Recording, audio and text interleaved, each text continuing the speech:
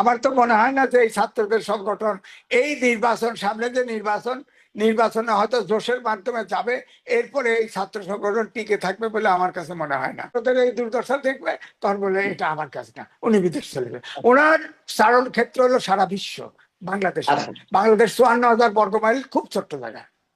এমনকি জাসদ যতদিন টিকে থাকছে এবং জাসদ যতটা শেখ মুজিবের সরকারকে পাগল করে ফেলছে, এরকম এই সরকার, যেহেতু এই সরকারের অন্তর্বর্তীকালীন সরকারের অনুগত।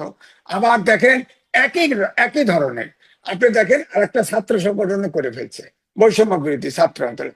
তাদের কিন্তু ছাত্র সংগঠন আছে, কিন্তু স্বীকার করতেছে না। বা স্বীকার না করলে কি হবে? ছাত্রলীগও তো আওয়ামী লীগের অঙ্গ সংগঠন না, ভাতৃপ্রতিম সংগঠন ছিল, কিন্তু হেলমেট তো ঠিকই লাগাইছে। হেলমেট তো ঠিকই লাগাইছে। ছাত্রলীগ কি আওয়ামী লীগের আগে কিন্তু রয়েছে না? হেলমেট পরে সব জায়গায় নামছে না? এখানে কিন্তু তারা নামছে। অর্থাৎ পুরানো যে ধাস, পুরানো যে রাজনৈতিক দলের যে আচরণ, ঠিক আজকে আমি পার্থক্য কোথাও দেখি নাই, কোথাও দেখি নাই। সুতরাং পুরানো দলগুলোর যে অতীত ভবিষ্যৎ যা হয়েছে, এদেরও তাই হবে বলে আমার ধারণা। এদের কোনো, দেখবেন ইলেকশনে যাবে, একটা ছেলেরও জামানত বাজেয়াপ্ত জামানত থাকবে না। তাদের বক্তব্যে যে কথাগুলো বেরিয়ে এসেছে আপনি তো উল্লেখ করেছেনই, তার সাথে আমি আরেকটু যোগ করতে চাই যে সেকেন্ড রিপাবলিক কিংবা সংবিধান নিয়ে যে বিতর্কগুলো ছিল, সংবিধান ছুঁড়ে ফেলা হবে, নতুন সংবিধান লিখতে হবে, তাদের যে দাবি ছিল, সেই বিষয়টি আবারও উচ্চারণ করেছে। তার মানে কি আমরা ধরে নেব যে তারা তাদের আগের অবস্থানে আছে এবং সেইভাবে তারা তাদের রাজনীতি এগিয়ে নিয়ে যাবে, নাকি শুধুমাত্র এগুলো বলার জন্য তারা বললো? দেখেন, ছাত্র রাজনীতি খোলামেলা বলা উচিত, অতটা রাগ ঢাক করে বলা উচিত না। এই ছাত্র সংগঠনের যে রাজনৈতিক দল করলো, এটা আমার কাছে মনে হয় ডক্টর মোহাম্মদ ইউনূসের উপদেষ্টা, তিনি এটাকে মানে তার পৃষ্ঠপোষকতায় হয়েছে। এবং তিনি কখনই, আপনি দেখেন, কোনো কথা, সবসময় কথা বলে মেয়ে দিয়ে। এটা হতে পারে, ডিসেম্বরে ইলেকশন হতে পারে, সব হতে পারে, বলে না ডিসেম্বরের মধ্যে হবে। হ্যাঁ, সুতরাং আমার কাছে কেন যেন মনে হচ্ছে এই অন্তর্বর্তীকালীন সরকারের মধ্য থেকে এই দেশটা গণতন্ত্রের দিকে ফিরুক এবং একটা নির্বাচন দ্রুত হোক, এটা চাচ্ছে না।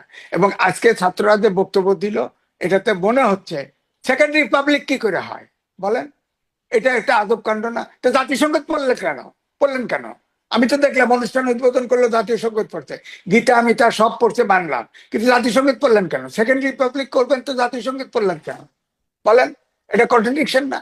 তো এই জন্য বলছে আক্কল দাঁত আগে গজাইতে হবে। রাজনীতি বড় কঠিন। বাদাম বিক্রেতাও দেশের প্রেসিডেন্ট হয়েছে, আমেরিকার প্রেসিডেন্ট হয়েছে, সমস্যা নাই। কিন্তু রাজনীতি করতে হলে স্বশিক্ষিত হতে হয়। হুট করে বিশাল ডিগ্রি নিয়ে হয় না। তাহলে তো কামাল হোসেন বহুবার, যতবার ইলেকশন করেছে ততবার উনি ভোট পান নাই, ফেল করেছেন। কামাল হোসেন তো এই সংবিধান প্রণেতা এবং একটা শিক্ষিত লোক, লয়ার হিসাবে দক্ষিণ এশিয়ার best, one of the best lawyer, কিন্তু ইলেকশনে পাস করে না। তো শিক্ষা হলে রাজনীতি করতে পারে এমনটি না। সুতরাং আমার বক্তব্য হচ্ছে যে তাদের এই বক্তব্য এবং চেষ্টা এবং কোনোটাই পুরানো রাজনীতির বাইরে নয়। সুতরাং একটি উদাহরণ নাই, বরং সে যে রিপাবলিক করা, আবার ঘোষণাপত্র করা, যে জায়গায় 15 জায়গায় ফেরত গেছে, তার মানে তো সংস্কার হচ্ছে না। এই জন্যই গতকালকে আপনি দেখেন রহমান সোবহান, টিআইবির চেয়ারম্যান, এরা সব একটা মিটিং এ ছিল, সেখানে বলেছে সংস্কার সম্পর্কে সন্দেহ পোষণ করেছে যে সংস্কার হয়তো হবে না। এবং সংস্কার না হলে তো এই দেশে তো ওনারা রাজনীতি করতে পারবেন না, এটা বোঝা উচিত। সংস্কারের দাবি কিন্তু ছাত্রদের কোনোদিনই ছিল না, কোটার আন্দোলন ছিল। সংস্কার হচ্ছে, এটা তৈরি করা হয়েছে, এটা অন্তর্বর্তীকালীন সরকার থেকে এটা সৃষ্টি করা হয়েছে। ঠিক আছে, করেন। ইলেকশনের জন্য যে মিনিমাম সংস্কার আছে সেটা করেন। আপনার যদি সংস্কার আন্তরিকভাবে চাইতেন এবং দ্রুত সমাধান চাইতেন, তাহলে বিএনপি এবং জামাত বড় দল, তাদের কাছাকাছি দলগুলোর সব সংস্কার কিন্তু প্রস্তাব জমা দিছে এই অন্তর্বর্তীকালীন সরকার। সেটাকে ধরে বিএনপির থেকেও বলা হয়েছে, জামাত থেকেও বলা হয়েছে, তো তাদের এটা যদি ইয়ে হয়, কোন যুক্ত করে বা কোন সংশোধন করে, তাদের আপত্তি নাই, সেটাকে বেশি করে সংস্কার করতো। আমার ধারণা, আজিজ, আমার ধারণা সমস্যা কিন্তু আপনিও নিজেও বলেন যে এগুলো জাস্ট মূলা হিসেবে ঝুলিয়ে রেখেছে নির্বাচনকে লেন্দি করার জন্য, এবং কোনো ধরনের সংস্কার হবে না। এটা আমার ধারণা, এটা আমার ধারণা। আমার যে প্রশ্নটি এই মুহূর্তে আপনার কাছে, যে আমি সরাসরি নাম ধরেই বলি, এটি যে কিংস পার্টি হিসেবে এই দলটি আমাদের সামনে এলো, এটা অনেকেই মনে করেন, আপনি নিজেও বললেন। এমনকি বাংলাদেশে এই মুহূর্তে সবচেয়ে বড় যে রাজনৈতিক দলটি বিএনপিও এটিকে কিংস পার্টি হিসেবে সন্দেহ প্রকাশ করেছে, এবং তারা বলেছে যে এটা হয়ে থাকলে এই সরকারের অধীনে কোনো নির্বাচন সুষ্ঠু হতে পারে না বা নিরপেক্ষতা হারাবে। সেই বিএনপির সিনিয়র নেতৃবৃন্দের আমরা দেখলাম যে কেউ কেউ গেলেন। এটি গিয়ে কি তারা আসলে প্রকারান্তরে কিংস পার্টিকেই স্বীকৃতি দিল, নাকি তা এটি এটা তাদের হলো, রাজনৈতিক অগ্রযাত্রা? এটা আমার মনে হয় সিদ্ধান্তে তাদের ভুল। তারা গেলে বড় নেতারাই যেত, না গেলে কেউ যেত না। গেছে দুইজন, হ্যাঁ, দুইজন, তাও ছোট নেতা গেছে সেই দুজনও দুইজন। কম ছোট নয়, হ্যাঁ, সেই দুজনও কোনো কম কোনো ছোট অর্থ নয়, ছিল, কোনো যদি মনে অর্থ, থাকে। কোনো অর্থ হলো না। আমি এটাই বলছি, গেলে বড় নেতারা যেত, না হলে কেউ যেত না। এইটা কোনো মতো প্রতিনিধি আকারে যাওয়া, এটা তো অর্থ হয় না।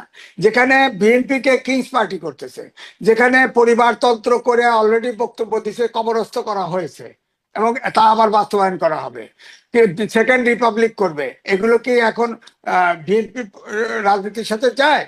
যায় না। তারা মধ্যবর্তী রাজনীতি করবে। ওখানে সাবেক শিবিরের লোক আছে, ওখানে বাম আছে, ওখানে সব ইসলামিক দলের লোক আছে। এটি তো ছাত্র সংগঠনের ইলেকশনে যাওয়ার পরে, ইলেকশনের রেজাল্টের পরে এটা খানখান হয়ে ভেঙে যাবে। এটা তো থাকবেই না। তো এর সাথে এত কেন বিএনপি স্টেট অবস্থান নেয় না কেন? অবস্থান নেয় না বলেই সবাই তাদেরকে দোষ করে যে তারা ক্ষমতায় যাওয়ার জন্য পাগল হয়ে গেছে। আরে ভাই, রাজনৈতিক দল তো ক্ষমতায় যেতে চাইবেই। বড় দল, হুম তারা হুম নির্বাচন হবে, নিরপেক্ষ নির্বাচন হবে। অন্তর্বর্তীকালীন সরকার মানে একটা ব্রিজ, এপার থেকে ওপার যাওয়া। হুম। এখন এই দল নানান ভাবে ইলেকশনকে লিঙ্গারি করছে। এবং আপনি জানেন যে, আমি অন্য সূত্র টেনে আনতে চাই না, আহ, আপনার আর্মি চিফ কিন্তু সতর্ক করে দিয়েছেন, সেখান থেকে কিন্তু টিপস নিতে হবে। যে আমার পরিষ্কার বক্তব্য হচ্ছে, যদি ডক্টর ইউনূস মনে করেন যে এইভাবে ইলেকশনটাকে পিছিয়ে দিবেন বা ইলেকশন হতে দিবেন না, তাহলে কিন্তু তিনি আবার সিঁড়ি বেয়ে আটতলা উঠছে, আবার আপনার 600 কোটি টাকা ওয়ার্ল্ড ব্যাংক থেকে মাফ করে নিছে, আবার এগুলা কিন্তু আবার হিসাব তাকেও দিতে হবে, হতে পারে। এগুলা তার হিসাব করতে হবে। তাহলে সুতরাং আমি নির্বাচন দিয়ে আমি ওই বলেন। জায়গাটাতে একটু আপনার কাছে একটু ক্লারিফাই হতে চাইনি, যে মানে আমি নিজেকে একটু পরিষ্কার করতে চাই। বিএনপি কি এটি আরো একটি ভুল করলো এই রাজনীতি, মানে তাদের যে প্রতিনিধি পাঠানো হলো, তারা কি স্ববিরোধী অবস্থানেই থাকলো, যে আত্মপ্রকাশ অনুষ্ঠানে গেল, আবার এদিকে বলছে কিংস পার্টি নির্বাচনে নিরপেক্ষতা হারাবে? এটা কি তাদের স্ববিরোধিতা? না, কিছুটা স্ববিরোধিতা বলতে পারেন। তবে আমার মনে হয় যে এই ছাত্রদের ব্যাপারে দুইজন গেছে, এতে খুব বিএনপি ক্ষতিগ্রস্ত হবে বলে আমার কাছে মনে হয় না। তবে এটা যুক্তিসঙ্গত না। বিএনপি, আমি ওইটাই বললাম, গেলে ভালোভাবে যাওয়া উচিত ছিল, না হলে নাই। হ্যাঁ, তবে হ্যাঁ, যাওয়াটা কিন্তু যাবেটা কেন? একেবারে খারাপ যাবেটা ভাবেও তো কেন? যায়নি। বিএনপি, একবার এই ছাত্ররা কখনো জামাতের সমালোচনা করে নাই, শুরু থেকে বিএনপির সমালোচনা করছে। বিএনপি তাদেরকে, ছাত্রদের সম্পর্কে ইনডাইরেক্টলি ডাইরেক্টলি অনেকেই অনেক কথা বলেছে। সেখানে যায় কেন? যায় কেন? এটা তো এখন পলিটিক্যাল পার্টি, এটা তো তাদের ছাত্র না, এটা পলিটিক্যাল পার্টি। পলিটিক্যাল পার্টি মানে প্রতিদ্বন্দ্বী, পরিষ্কার। ছোট প্রতিদ্বন্দ্বী কিন্তু হোক আর বড় কিন্তু কিন্তু প্রতিদ্বন্দ্বী, আমরা আমরা তো আবার প্রতিদ্বন্দ্বী। আমরা তো আবার সহনশীলতা রাজনীতির কথাও বলি, আমরা পরমত সহিষ্ণুতার কথাও তো বলি। সহিষ্ণুতা কলা কি বাইরে থাকলে সহিষ্ণুতা হতো না? আপনি মাঠে যখন বক্তৃতা দেন, তখন তো সহিষ্ণুতা থাকে না। আপনি তো তাদের সামনে দুইজন বিএনপির নেতা ছিল ওখানে, তারপরেও কি আপনি ইনডাইরেক্টলি তাদেরকে হিট করে বাদ দিছে বক্তৃতায়? বলেন আপনি। তা আপনি গেছেন কেন লজ্জা পাইতে? আপনি তো উত্তর দিতে পারেন নাই, আপনি তো আঙুল চুষছেন বসে, গেছেন কেন ওখানে অপমান হতে? এই পোলা বলেন, আমি তো বললাম আক্কল জ্ঞান হয় নাই, আপনি ওখানে গেছেন কেন হিসেব করে? না দেওয়াইতে উচিত ছিল। না গেলে একরকম হইতো। হ্যাঁ, সমালোচনা হইতো, বিএনপির সমালোচনা হইতো, সমস্যা কি? কারণ ওখানে থাকতো কে? ওই বামপন্থীরা, বাম যারা গেছে তারা তো বিএনপির সাথে আছে। আর যারা ইসলামিক দল আছে, তাদের ভিতরে তো জামাতের সাথে, তো জামাত তো চেষ্টা করছিল যে সব ইসলামিক দলকে একসাথে নিয়ে সামনে নির্বাচনে যাবে, বিএনপি কে হারায় ক্ষমতায় চলে যাবে। কিন্তু সেটা তো ব্যবস্থা করতে পারে নাই। কারণ ইসলামে অন্য, গুগলে সার্চ দিয়ে দেখেছি ৭৯টা সেক্ট। এই জন্য মুসলমান বিশ্বে মুসলমানরা এক হইতে পারে না। আপনি বাংলাদেশেও এক হইতে পারবে না। কারণ কোন অবস্থাতে জামাতের পলিটিক্স এর সাথে অনেকের, যত ইসলামিক দল টল আছে, এদের কিন্তু আপনার বিরোধ আছে। সুতরাং এটা সম্ভব না। আপনি আমি ছাত্রদেরকে ঠেলে দেন না জামাতের পক্ষে, সমস্যা কি? আমার ছোট ছোট দুই তিনটা প্রশ্ন আছে। সেটি হচ্ছে যে বিদেশি কূটনীতিকদেরকে ইনভাইট করা হয়েছিল, সেখানে আমরা দেখলাম যে শুধুমাত্র পাকিস্তান এম্বাসির একজন পলিটিক্যাল কাউন্সিলর গেলেন পাকিস্তানের, আর এবং ভ্যাটিকান সিটির ভ্যাটিকান সিটির 50 জন পোপের লোক, প্রতি। 500 লোক পোপের প্রতিনিধি আসছে। হ্যাঁ, তো এই এর মধ্যে আর কিন্তু কেউ আমরা যায় নাই।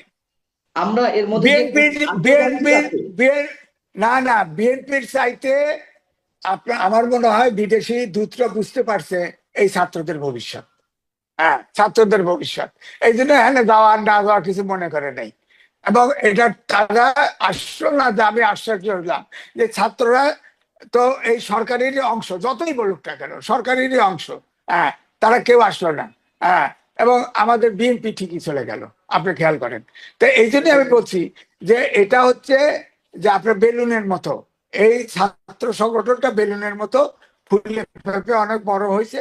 আপনি দেখবেন এটা স্ফুট হয়ে গেলে ফুস, অর্থাৎ নির্বাচনে যাওয়া পর্যন্ত আছে, এই তাফালিং আছে। আপনার সারা দেশের সমন্বয়কারী শুনলেই একটা ভীত সন্ত্রস্ত অবস্থা তৈরি হয়ে গেছে। এরে উঠাও, এরে নামাও। এই যে আজকেও বললো যে আপনার পরিবারতন্ত্র কবরস্থ করবো, ভাষা নাই। ভাষা, এটা কি রাজনৈতিক ভাষা নাকি? পরিবারতন্ত্র রাজনীতির থেকে সরাবেন, এটা বলেন, ভদ্র ভাষায় বলেন। কবরস্থ করবেন, এইসব ভাষা কি? কবরস্থ করবেন, পদদলিত করবেন, এটা নামায় দেবেন। হ্যাঁ, সংবিধানকে হ্যাঁ, কবরস্থ করে, পরিবারতন্ত্র কবরস্থ করে। এটা কি রাজনৈতিক ভাষা বলেন? কবরস্থ করবেন, এটা কি রাজনৈতিক ভাষা? অর্থাৎ আমরা আমি বলছি যে প্রকৃত পিওর এরা ছাত্র আছে, একেবারেই ছাত্র, এবং এখনো রাজনীতি করার ম্যাচুরিটি তাদের মধ্যে আসে নাই। আর তারা যদি টিকে থাকে আরো 5-10 বছর, একটা ইলেকশন না, 2-3টে ইলেকশন মতো যাইতে বলেন, তারপরে দেখবেন। দেখবেন এই ইলেকশনে যদি হয়, এই ইলেকশনে যাওয়ার পরেই যখন দেখবে ছাত্রদের দুর্ভাগ্য, তখন দেখবে নিঃশ্বাস ছেড়ে দিয়ে বিদেশ চলে গেছে। আপনি তো একটা মেসেজ, হ্যাঁ সরি, আমি এই কথাটা বলতে পারি, সে মানে বুঝতে পারিনি শেষের কথাটা। না, ছাত্রদের আমার সংগঠনের সাথে ডক্টর ইউনূসের, জি। ছাত্র ছাত্ররা সামনের নির্বাচনে, আমি যে কথা বরাবরই বলছি, জি। আমি যাবেন নির্বাচনে বড় বড় রাজনৈতিক নেতাদের দিয়ে 3টা কিংস পার্টি করেছিল শেখ হাসিনা। তারা হুম, হুম, নির্বাচনে প্রায় 300 সিটে ইয়ে দিছে সব মিলে। জি, একটা প্রার্থীর জামানত থাকে নাই। আপনি হুম, শিওর হুম, থাকেন এই নির্বাচনে ছাত্ররা যে প্রার্থী দিবে তাদের কারো জামানত থাকবে না। তখন আর দেখবেন ইনিস হ্যাঁ, ভাববে 111-এর সময় তিনি পার্টি করতে চাইছেন না, তখন আহ, কেউ সাড়া দেয় না, তখন বলছে এটা আমার কাজ না, উনি বিদেশ চলে গেছে।